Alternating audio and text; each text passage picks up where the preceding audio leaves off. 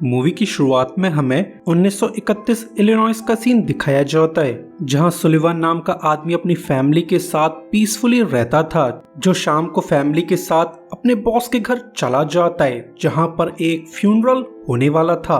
Well, Sullivan एक gangster है जो कि आयरिश माफिया के बॉस जॉन रूनी के लिए काम करता था। वैसे जॉन भी सुलिवान और उसकी फैमिली को काफी ज्यादा प्यार करता है, क्योंकि सुलिवान एक ऑर्फन है जो जॉन की देख रेख में बड़ा हुआ था, जिस वजह से जॉन सुलिवान का फादर फिगर बन चुका है। मगर ये बात जॉन के बेटे कॉनर्स को बिल्कुल भी पसंद नहीं आती है कि उसके फादर कॉनर्स से ज्यादा सुलिवान को प्यार करते थे, जिसके बाद सभी लोग डेड पर्सन के लिए शोक मनाने लगते हैं। मगर डेड पर्सन का भाई फिन जॉन को ब्लेम करने लगता है कि मेरे भाई ने कोई भी गद्दारी नहीं की थी, उसे गलत इल्जाम में मौत की सजा दी गई है। जो बात बाकी लोगों को पसंद नहीं आती है, तो वो लोग फिन को घर से बाहर कर देते हैं। तो जाने से पहले फिन कॉनर्स को धमकी दे देता है कि मैं अपने भाई को दफनाने के बाद तुमसे रिवेंज लेने वाला हूँ, जिस पर ये लोग ध्यान नहीं देते हैं। साथ ही जॉन सुलिवान और कॉनर्स को ऑर्डर्स दे देता है कि फिन को समझाने की कोशिश करो, बदला लेना उसके लिए भारी पड़ सकता है। अगली शाम सुलिवान कॉनर्स के साथ फिन के घर चला जाता है, इस बात से बेखबर कि कार ट्रंक में उसका बड़ा बेटा माइकल छुपा हुआ है, जो अपने फादर के मिस्टीरियस काम को लेकर काफी ज्यादा क्यूरियस था। जिसके बाद सुलिवान और कॉनर्स फिन के घर पहुंच जाते हैं, जहां वो फिन को समझाने लगते हैं कि भले ही तुम्हारा भाई हमारे लिए काम करता था, मगर उसे गैंग के साथ गद्दारी नहीं करनी चाहिए थी। जिस पर फिन कॉनर्स को टॉन्ट करने लगता है कि मेरे भाई ने गैंग के साथ कोई भी गद्दारी नहीं की थी, बल्कि उसे तो गलत इल्जाम में फंसाया गया था। जिस बात पर कॉनर पैनिक करने लगता है, तो फिन रिवील कर देता है कि मेरे भाई ने गैंग के पैसे एम्बेजल नहीं किए थे, बल्कि ये चोरी तुम्हारा काम थी कॉनर्स, जिसका मेरे भाई को पता चल गया था, तो तुमने उसे इस चोरी के इल्जाम में फंसा दिया था। तो सच्चाई बाहर आने पर कॉनर्स की पूरी तरह से सनक जाती है, जो बिना रहम के फिन को मार देता है, इस बात से बेखबर कि सुलिवान का बेटा ये सब कुछ देख रहा था, जो अपनी आंखों के सामने खून होता हुआ देखकर काफी ज्यादा डर जाता है, जिससे अनजाने में आवाज हो जाती है। तो कॉनर और सुलिवान को उसकी प्रेजेंस के बारे में पता चल जाता है, तो कॉनर जल्द से जल्द विटनेस को खत्म करना चाहता था, मगर माइकल को यहाँ देखकर ये दोनों दंग रह जाते हैं। जिस पर सुलिवान कॉनर्स को भरोसा दिलाने लगता है कि ये सब कुछ राज रहने वाला है और मेरा बेटा इस बारे में किसी को कुछ भी नहीं बताएगा। जिस पर भरोसा करके कॉनर्स माइकल की जान बख्श देता है। तो सुलिवान माइकल को लेकर घर लौट आता है, जहां वो अपने बेटे को अच्छे से समझाने लगता है कि तुम इस इंसिडेंट के बारे में किसी से भी कुछ भी नहीं कहोगे। मगर ये बात माइकल को समझ नहीं आती है। तो सुलिवान अपने बेटे को समझाने लगता है कि हम लोग मिस्टर जॉन के एहसान तले दबे हुए हैं, तो हम उनके खिलाफ जाकर गद्दारी नहीं कर सकते।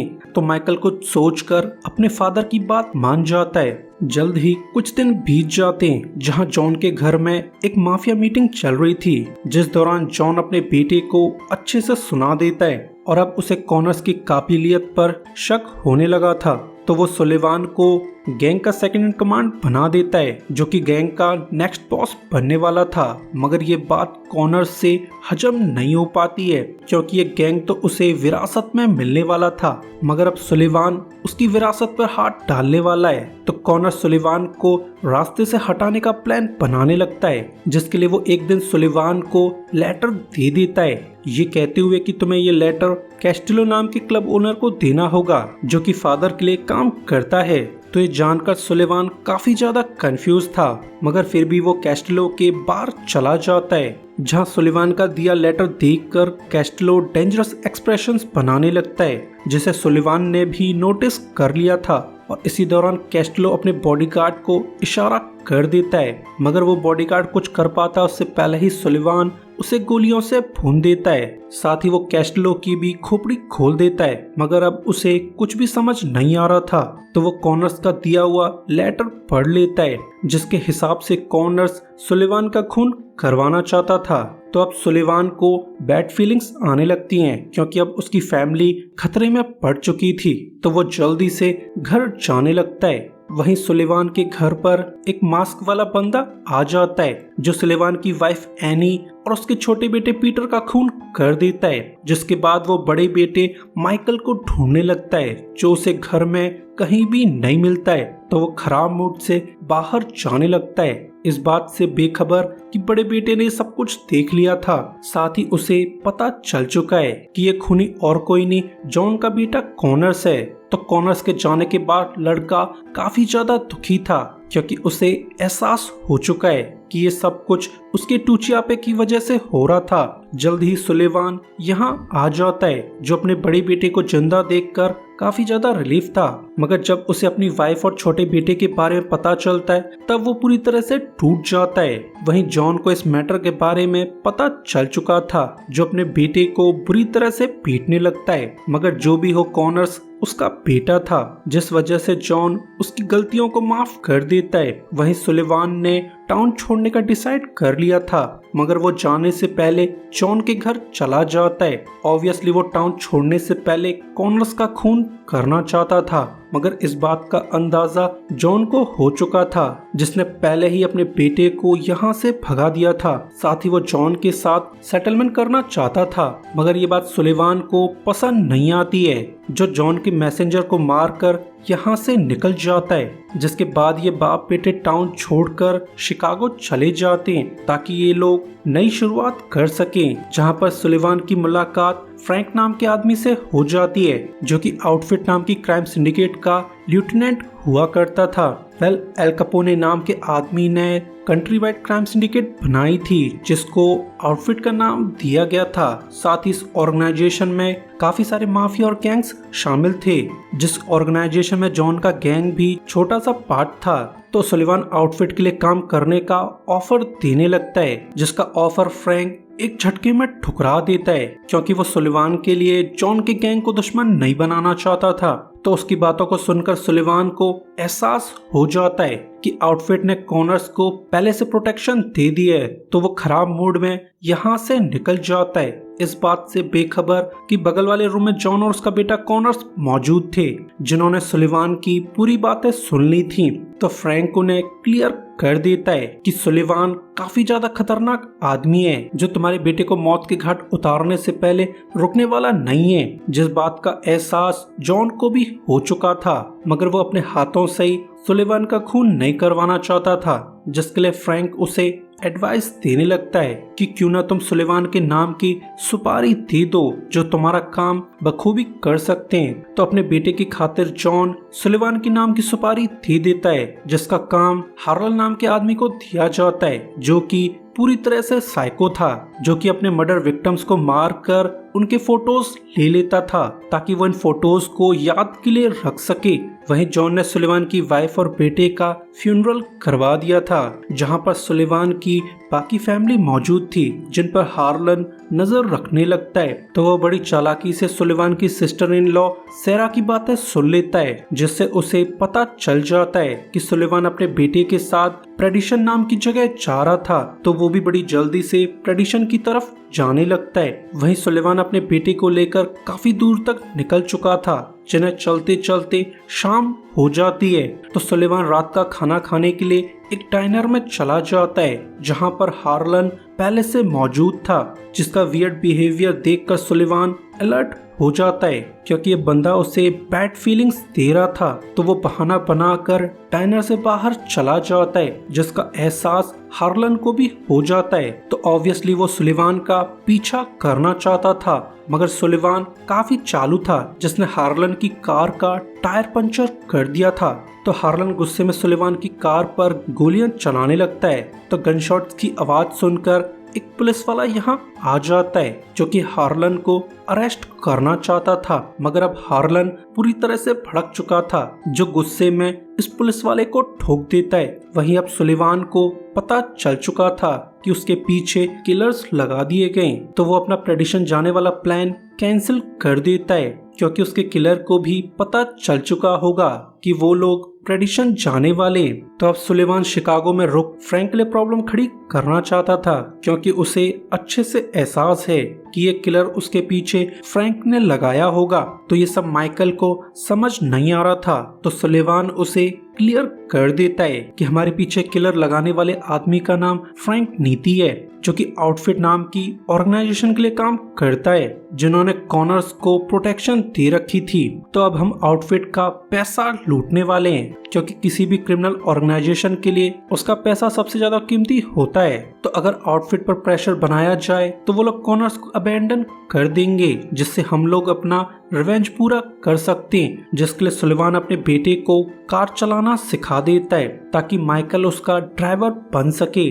जिसके बाद ये लोग बैंक्स को लूटना चालू कर देते हैं, जहां आउटफिट का पैसा रखा जाता था। जल्द ही ये लोग कई सारी बैंक्स को लूट लेते हैं, जिस बारे में आउटफिट को भी पता चल जाता है। जो लोग फ्रैंक पर प्रेशर बनाने लगते हैं, क्योंकि उनके हिसाब से ये मैटर फ्रैंक का किया धरा है। वहीं सुलेवान अगली बैंक को लूटने के लिए चला जाता है, मगर वो ये जानकर काफी ज्यादा सरप्राइज था कि आउटफिट ने अपना सारा पैसा विड्रॉ कर लिया है। तो अब सुलेवान को पता लगाना होगा कि आउटफिट ने अपना पैसा कहां पर छुपा रखा है, जिसके लिए वो आउटफिट के अकाउंटेंट अलेक्जेंडर रेंस के पास चला जाता है, जो कि माफिया, गैंग्स और क्राइम सिंडिकेट्स के पैसों का हिसाब रखता था।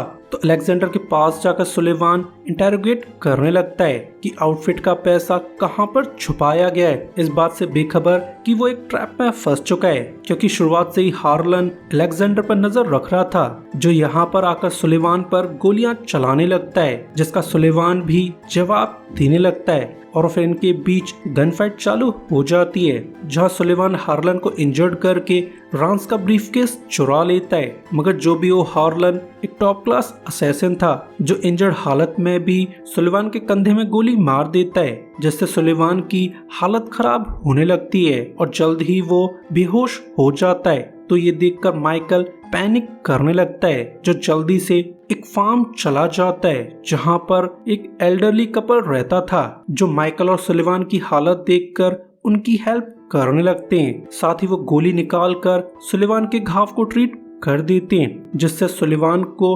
राहत मिल जाती है। और फिर सुलेवान और माइकल कुछ दिनों के लिए यहीं पर रहने लगते हैं, जहां सुलेवान अपने बेटे के साथ बॉन्डिंग करने लगता है। तो माइकल को भी एहसास हो जाता है कि उसके फादर उसे ब्लेम नहीं करते, क्योंकि माइकल इस ट्रेजेडी के लिए अभी तक खुद को ब्लेम कर रहा था। जिसके बाद सुलेवान अलेक्जेंडर का ब्रीफकेस चेक करने लगता है, जिसमें उसे कुछ लेजर्स मिल जाते। तो वो ये देखकर तंग रह जाता है कि कॉनर्स काफी समय से गैंग का पैसा चुरा रहा था, जहां वो गैंग मेंबर्स को मारकर उनके पैसे हथिया लेता था। तो ये जानकर सुलेवान काफी ज्यादा अपसेट था, क्योंकि अब उसे समझ आ चुका था कि फिन और उसका भाई बिल्कुल इनोसेंट थे, जिन्हें कॉनर्स ने अपने जाल में फंसाकर मरवाया था। तो वो ये बात जॉन को बताने का डिसाइड कर लेता है, जिसके लिए सुलेवान माइकल को लेकर इलिनॉइस लौट जाता है, जहां उसकी मुलाकात जॉन से हो जाती है। तो वो सारा मैटर जॉन को बता देता है कि तुम्हारा बेटा फुली करप्ट है, जो कि गैंग मेंबर्स को मारकर उनका पैसा हड़पता है। साथ ही फिन और उसका भाई बिल्कुल इनोसेंट थे, जिस पर जॉन क्लियर कर देता है कि मुझे इस बारे में शुरुआत से पता था कि मेरा बेटा किसी भी काम का नहीं है, मगर जो भी हो वो मेरा बेटा है, और इसी वजह से मैं अपने बेटे के क्राइम्स को हाइड कर रहा था।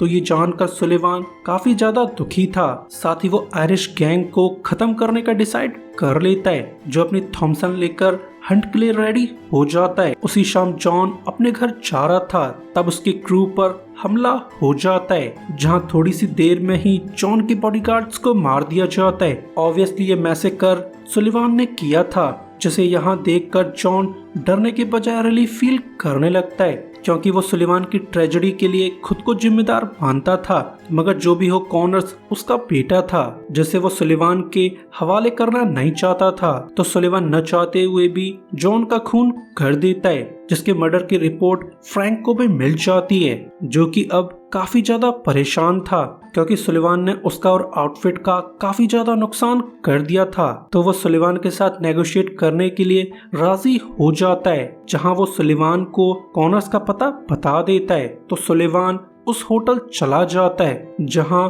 कॉनर्स छुपा हुआ था।